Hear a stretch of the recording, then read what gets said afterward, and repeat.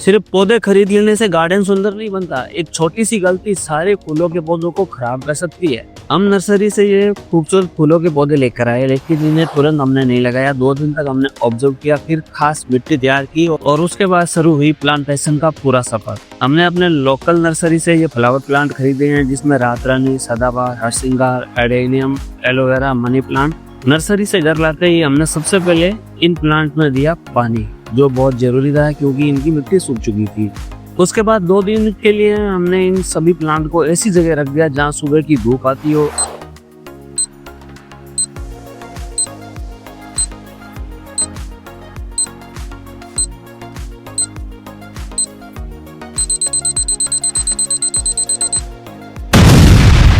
In plant को रखे हुए आज लगभग पूरे 4 दिन हो गए हैं। अब हम इनको करने वाले हैं प्लांटेशन। इन सभी प्लांट के लिए मैंने जो ग्रो बैग का साइज लिया है वो है 12 बाई 12 इंच। इनमें जो हमने मिट्टी बनाई है वो है 50% गार्डन सॉइल, 20% खाद, 20% कोकोपीट और 10% रिवर्स सैंड। साथ में हमने इस मिट्टी में मिक्स किया है 2 मुट्ठी नीम खली, 10 ग्राम सुडोमोनास और 10 ग्राम मेटारोज पी। मेटारोज पी मिट्टी में लगने वाले हर इंसेक्ट से हमारे प्लांट को बचाएगा और प्लांट की रूट भी हेल्दी रहेगी। तो हम सभी ग्रो बैग में इन सबको ऐड कर देते हैं।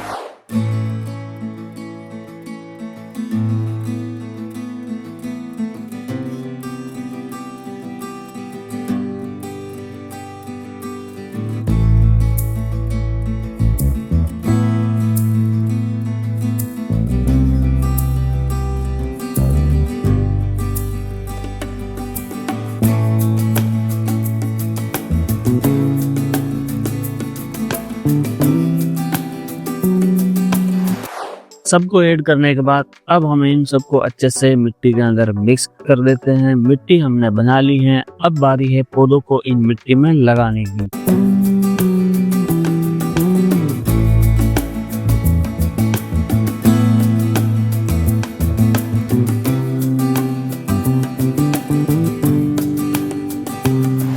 तो सबसे पहले हम लगा देते हैं हरसिंगार के प्लांट को। ब्लेड या चाकू से इसकी पॉलिथीन को हटा लेते हैं। जिस मिट्टी में ये प्लांट लगे हुए हैं वो हमारे यहाँ की जो लोकल मिट्टी होती है उसमें लगे हैं। आपको पता है राजस्थान में सबसे ज्यादा डेजर्ट की जो मिट्टी होती है वही यूज होती है, तो वही मिट्टी इन प्लांट्स के अंदर यूज की गई है। और जो ये मिट्टी है इसका ड्रेनेज सिस्टम बहुत शानदार है, इसमें ज्यादा देर पानी रुकता नहीं है, तो इसलिए हमें इस मिट्टी को हटाने की जरूरत नहीं है। इसलिए हम सीधा ही हम प्लांट को ग्रो बैग के अंदर लगा देंगे। अगर यहीं पर अगर चिकनी मिट्टी होती तो फिर हमें उस मिट्टी को हटाना पड़ता। पॉलिथीन को हमें आराम से निकाल लेना है, कोई भी रूट टूटे ना। ग्रो बैग के बीचों बीच हम इस प्लांट को लगा देंगे।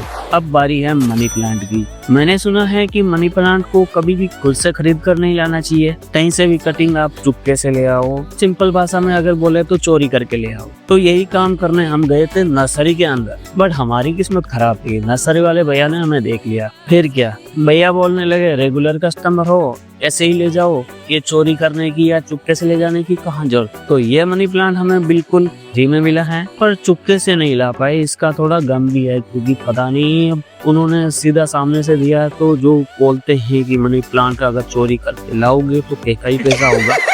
पैसा ही पैसा होगा। मस्त। अब क्या पता हमारे पास पैसा होगा या जाएगा। तो इसको भी हम ग्रो बैग के बीचों बीच एक गड्ढा करके लगा देते हैं। इसकी सेम मेथड से हम लगा देते हैं बाकी सारे प्लांट्स को।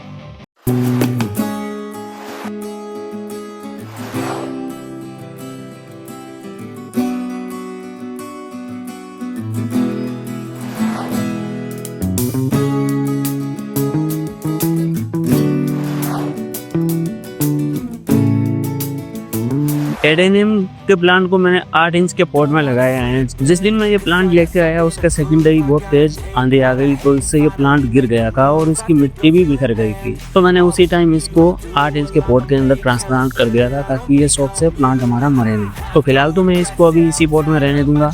जब लगेगा कि अब इसकी ग्रोथ कम हो रही है या फिर रूट बाउंड का खतरा रहेगा तो उस टाइम मैं इसको किसी बड़े ग्रो बैग में ट्रांसप्लांट कर दूंगा। सदाबहार का प्लांट हमें पॉट में लगा हुआ ही मिला, तो इसको भी अभी बड़े पॉट में शिफ्ट करने की जरूरत नहीं है, तो इसको भी अभी इसी पॉट के अंदर रहने देते हैं। अब दे देते हैं अच्छे से पानी सब में, और इन सब प्लांट को हम 4 से 5 दिन ऐसी जगह रख देते हैं जहाँ सुबह 2 घंटे की धूप आती हो, बाकी टाइम सेट रहे। जब प्लांट अच्छे से सेटल हो जाएंगे फिर हम इसको प्रॉपर सनलाइट के अंदर शिफ्ट कर देंगे। अब इन प्लांट का असली सफर शुरू होता है। आने वाले दिनों में मैं इसकी ग्रोथ, फ्लावरिंग, पूरा रिजल्ट भी आप सबके साथ शेयर करूंगा। तो कमेंट में बताइए आपको कौन सा प्लांट सबसे अच्छा लगा और क्या आप भी इसे अपने गार्डन में लगाना चाहेंगे। वीडियो पसंद आई हो तो लाइक, शेयर, सब्सक्राइब जरूर करें। मिलते हैं नेक्स्ट वीडियो में, तब तक राधे राधे।